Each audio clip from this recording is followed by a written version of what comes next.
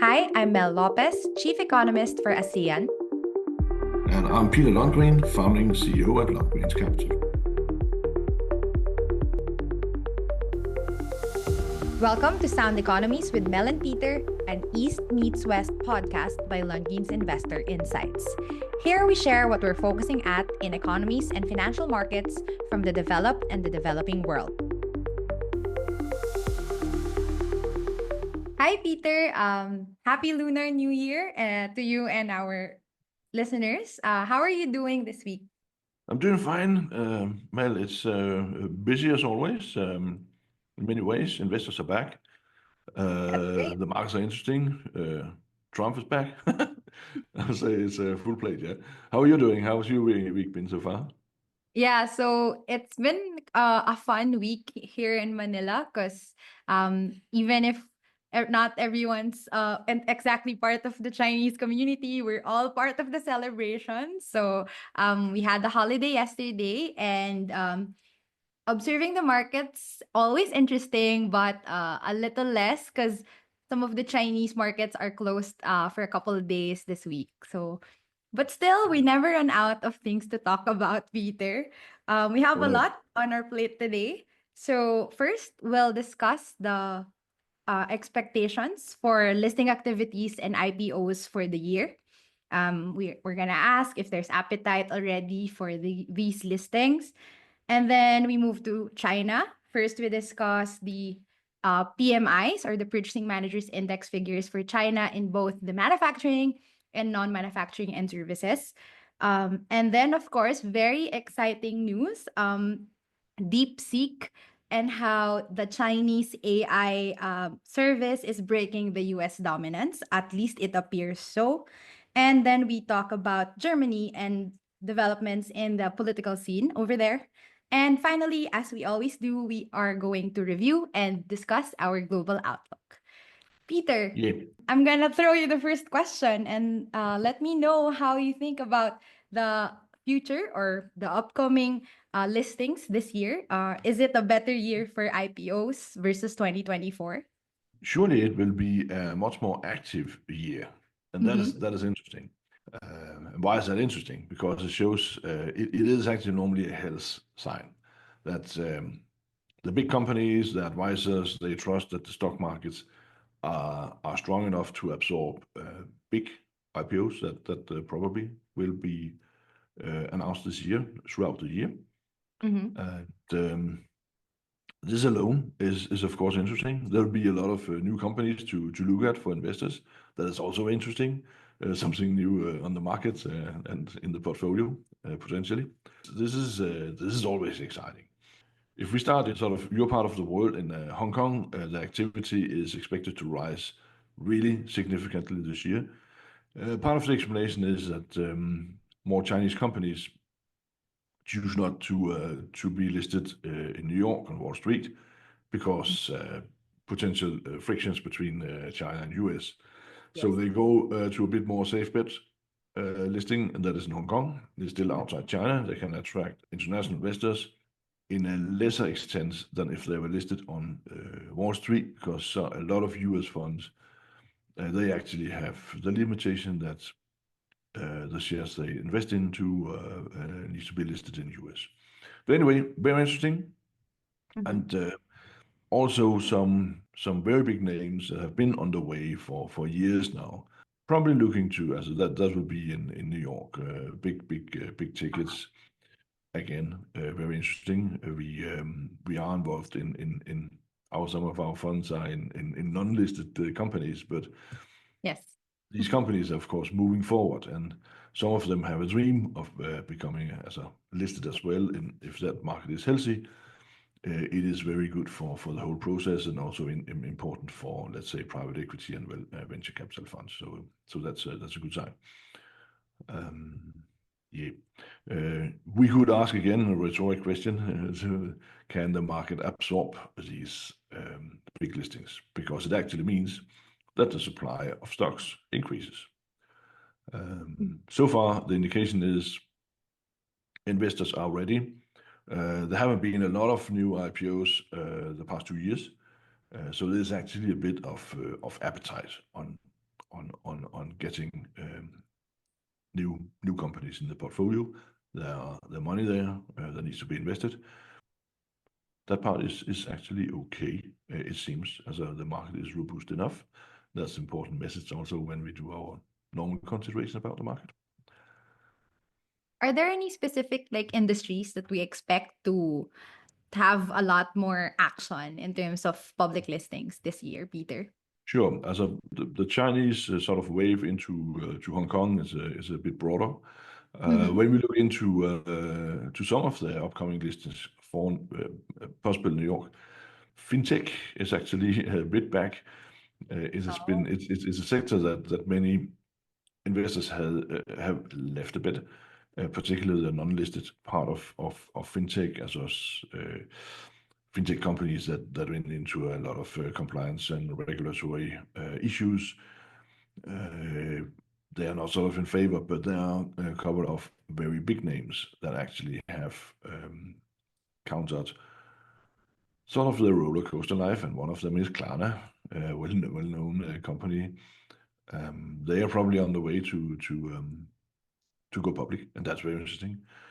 So this is a part of in that direction, what we could expect. Again, when we talk about listings here in the house, and we have talked about it in earlier podcasts, we expect higher volatility this year. So that means we have more supply into the market. We have higher volatility. We probably will see a steep drop at some time in the stock markets. Not that we can forecast that we should go out and go short now. Not at all. It can go up 10% more before it drops 15 or whatever. But we will just have these. There could be some wild weeks here. And there you will ask, okay, is it then wise with IPOs in such an environment? But we actually see so far that the market is robust enough to handle both higher volatility and more supply. This is how we see it right now. This is where we are, but it will be really another interesting feature when we look into 2025. So that were the IPOs. Let's stay in your region and dive a bit into to China and the PMIs. So what are they telling us? Yeah, so China had quite of a disappointing manufacturing PMI figure for January. Their official data from the National Bureau of Statistics is at 49.1, so that's below the 50 level, which suggests a contraction in production in January. Although we can point out that services PMI was a bit better, actually above 50, 52.2 in December. So there might be a shift in the action as far as the domestic economy is concerned. It's going back to manufacturing, that's actually the worst figure, matching August, and it's the second monthly decline seen since November. And the official data they explain it as workers in factories are going home because there were the holidays, and then now they're on a week-long break to celebrate the Lunar New Year. But it also may be due to the fact that manufacturers may have front-loaded their production already because they were fearing Trump, because he comes in January with his full promise of mega tariffs against Chinese goods, but that hasn't happened yet. Although we still see that China still really is the manufacturing powerhouse of the world. So 1/3 of production is there. So this slowdown looks a lot, but it remains to be seen if ever Trump doesn't really push through, or at least pares down his promised tariffs, then it will bode well for the manufacturing sector in China. But we might point out, though, that high-tech manufacturing is going up, and that's really where China seems to be pouring its resources and attention recently. Of course, maybe to jump into the bigger topic of DeepSeek AI, very, very exciting space. So that has rocked the tech markets and actually stock markets, particularly Wall Street, over the past few days. Yeah. Nasdaq was down, or Nvidia was saw a 17% decline on Yeah. Monday going into Tuesday. And Yeah. that's really because the market was upset that how is this Chinese AI technology developer able to catch up with the US in just a couple of months, Mm. given every hurdle that they plugged into it just to make sure that China doesn't get ahead of the AI race, right, Peter? Of course, that is fascinating. The thing about AI and how the future AI chip consumption will be, as it Mm-hmm. can it work with sort of less complicated chips? That was basically the whole discussion for Yeah. that came up, and maybe it can. So it's that's a big thing in tech. All of a sudden, there's just somebody else who's better, and it can come from China. China and US are the only two AI superpowers in the world. Right. So these two sources are the most likely to be the origin of whatever are the next steps. But the beauty of this, as the AI part of the world, the next master within within chatbots or whatever can origin from anywhere in the world. Right. It's very fascinating, but it also shows us what we have talked about in a couple of podcasts, that a challenge this year for investors in the stock market is that tech is weighting so much as it is. Right. Some indices, it is weighting up to 70% at its high. Now it's probably a bit lower. But anyway, this means that even if you invested to an index fund, it's very much tech. And as an investor, you need to have an opinion about the tech sector, and that is very, very difficult. It's highly complicated, and Mm-hmm. things can move extremely fast, as we've seen. So this is just underlying the sort of the challenge we have, and it's also a challenge we see. It's much more difficult to forecast the stock market. That is one thing. The other side, again, as we're talking about, how should we receive and sort of judge the market movements we saw?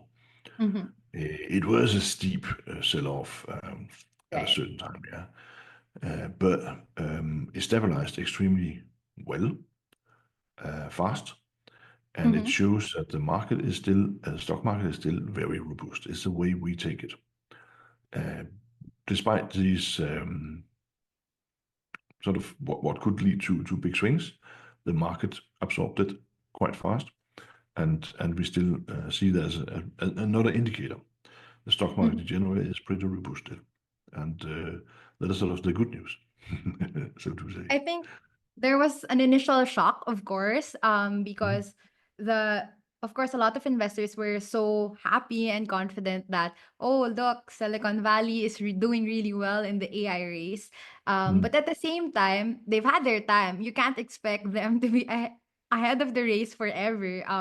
That is the point of technology, right? Someone takes the existing technology, you iterate and improve, and you do better. And that's how competition essentially works and benefits the market. Although at some point, like, of course, there will be an initial knee jerk reaction, which was what we saw earlier this week. Um, and I guess another question that I realized from all this is, at the same week, this happened on the same week that Trump announced this Stargate project to invest $500 billion Mhm. dollars on AI infrastructure from US private companies. And um, maybe the question is the US overly investing or inefficiently investing in AI? Because the allure of DeepSeek is that it was made so fast with a fraction of the cost, with not the top of the line technology chips, but still they were able to pull it off. So maybe that's the question that the market is contending with now, Peter. This man, you always say there's a Trump effect all over right now these days. Yeah, the market, everybody needs to absorb all the all the let's call it ideas or initiatives or whatever. It's a good question, and it will be interesting to see if that plan can be Yeah. brought into reality. I have no idea. As a, Me too. because we are talking about he wants the private sector money, yeah. And Yeah. the good thing about that approach is, and then it will only happen if it's healthy. So that is still to be proven. Yeah. But interesting. Yeah. So we'll see. It will be a big thing throughout 25 as of the AI Yes. direction in many ways. So we better dive into the theme even more. Mm. Yeah. Let's move to Europe, Peter. So we've Yeah. talked about Germany's volatile political situation for a couple of weeks or months now, but what's the latest there, Peter? I think it's an exciting time politically, but how do we see it? Yeah, there's actually some extremely interesting moves going on these days, Mm-hmm. and I would recommend to spend a few minutes on studying what is happening. Yes. And maybe sort of first of all we should mention that the official outlook for German growth was lowered yesterday from 1.1% GDP growth this year to 0.3. Now, normally a government is the last one to adjust lower. They are the first one to increase expectations and the last one to lower it. That happens in any country. Yes. No surprise for the markets and investors who are a bit realistic, but still it just confirms Germany is looking into another year of around zero growth. The past 2 years have been negative. Should this year be plus 0.2 or whatever, it Mm-hmm. will not be felt as anything that is moving forward at all. So this is just the macroeconomic environment that investors are facing here. But when we look into the German election, the election is taking place in like 3.5 weeks. Yeah. Yes. So not a lot has happened so far. It's been very boring campaign from each and every party. To be honest, no real sort of new thinking, and that is so representative for the standstill in Germany. But on Sunday, this Sunday, it was the 26th. Yeah, the probably coming chancellor, the Friedrich Merz from the conservative CDU party. He made a speech in a German province town, and that was about migration. And migration has become a big theme in the election campaign in Germany as well. It is a big theme in many European countries ongoingly. Mm-hmm. There have been some unlucky sort of events the past weeks in Germany that sort of put even more focus on migration theme. But anyway, it is a big theme, and for many voters, it is actually something they take very serious. So what he mentioned in his speech last Sunday was that he would in the parliament, and the parliament still meets despite its in an election campaign. He would raise a proposal that should tighten the rules for illegal immigrants significantly. In the speech, he opened up towards saying he is proposing this and he is seeking a majority for it, regardless who vote for his proposal and who is as a making the majority. And that was an opening. As I heard this when he said that. That was an opening that we haven't seen before towards the right-wing German AfD, Alternative für Deutschland party. It is so they are excluded for any political cooperation with any party, and he's not opening for cooperation with the party, but he is opening for them to be behind the majority for his proposal. And that is a change. It's a big change. And Mm-hmm. I see it as a political tactic move on a very high level in the election campaign. If it works for him, and what does it mean if it works? it means if he doesn't lose popularity in the polls the coming weeks, then it is probably what would be seen as an approval from his own voters that he can seek also a majority in that side of the parliament in the new as a sort of government period. Mhm. And what actually has happened, so in reality, is that yesterday evening, seen from today, that means on the 29th of January, Yes. he proposed this in the German parliament, and it was approved with a majority based on AfD, Alternative für Deutschland. Mhm. That has caused a lot of political discussion because they are, of course, his political opponents are now claiming he is inviting AfD in to become a part of future political landscape Uh-huh. in the sense that they will have a say. Now, why is this so interesting?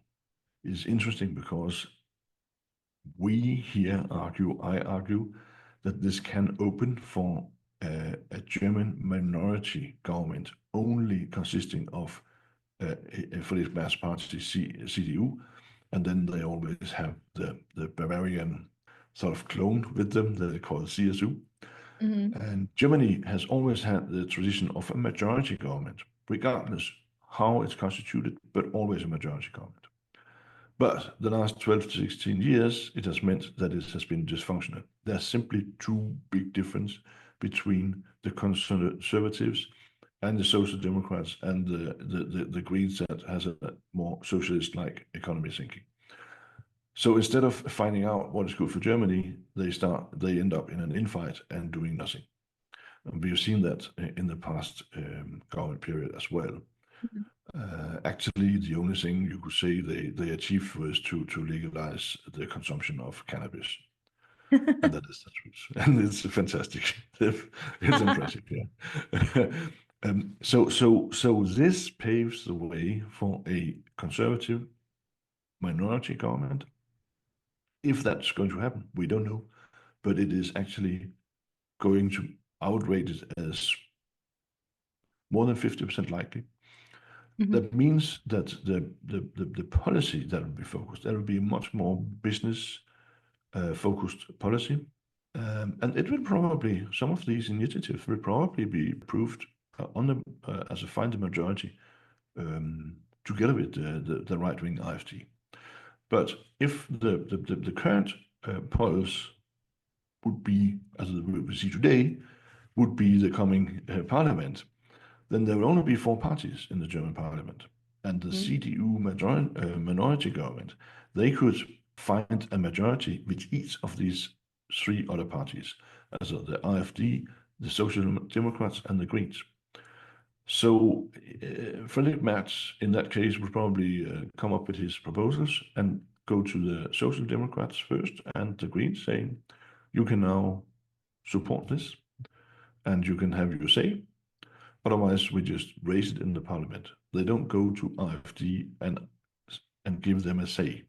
Mhm. But he would know that AfD would probably vote for many of these initiatives when it comes to how the economic direction is going in Germany and to improve the situation for the business sector. That is interesting. We see it as it could be positive for the German stock market, and it is not a reaction on AfD having some sort of power. It's not the key. It is actually that there will be much more business-focused policy come through. In a couple of years, there will be a prize for Friedrich Merz if he chooses this way, and that would be that AfD comes to him and say, "Now we have a proposal you need to support, and if you don't do it, we will give you a no confidence Mhm. vote right away." And then That it's is all probably the again. price. Yeah, that is what I expect to happen. But that is a couple of years ahead, and then that would be much more critical. That would be a real challenge. Uh, Right. but he's probably ready to take that challenge. This is a speculation from our side, Mhm. but this is what could happen actually in Germany. That would be very different, a game changer, and that is why it's worth to spend time on. So this is sort of the long the long talk, and it's a bit Yes. complicated, but actually very important what happened. We'll see on the 23rd of February when they're having their snap elections, right, Peter? Yeah, Yeah, until then, let's go to our global outlook. So, how are we viewing the market based on what we know now, Peter? yeah. What do we say? We've indicated a couple of things also on this podcast to say, okay, that could actually add to volatility, more supply of stocks. What do I know? But as we also conclude all the time, so far it looks pretty robust. Mm-hmm. And we are still happy. We see more sunshine than rain. We know there are a couple of clouds on out there, and we've seen that the Fed didn't lower the rates as Trump he Yes. wanted to, and all this stuff.